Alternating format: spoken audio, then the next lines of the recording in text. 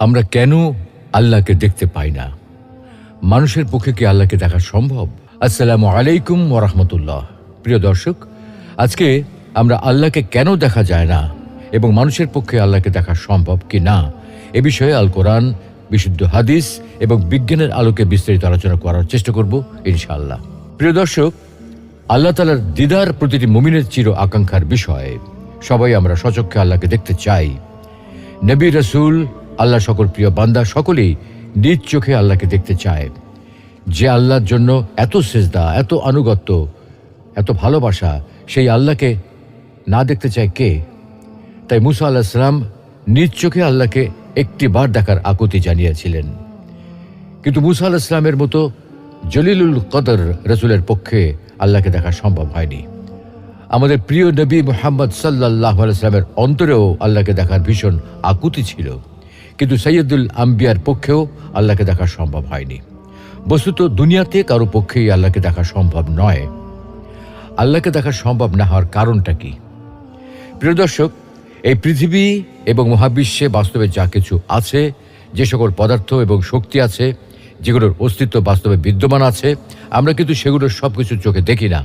অথচ সেগুলো বাস্তব সত্য এবং সেগুলোর উপস্থিতির কারণে আমাদের শরীর ও জীবন নানাভাবে প্রভাবিত হয়।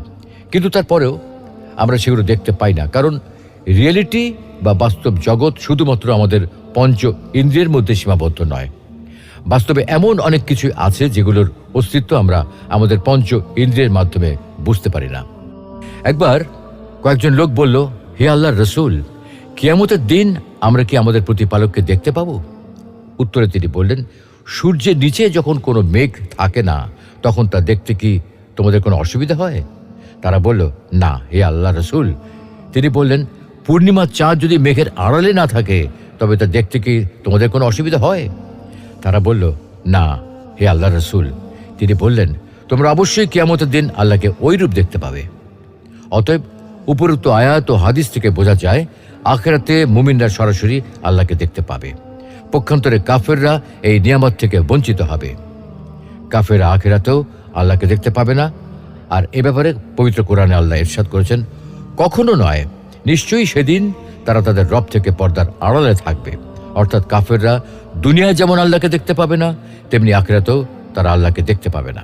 সুপ্রিয় দর্শক, নিয়মিত গবেষণামূলক ইসলামিক ভিডিও পেতে আমাদের পেজে লাইক দিয়ে আমাদের সাথেই থাকুন।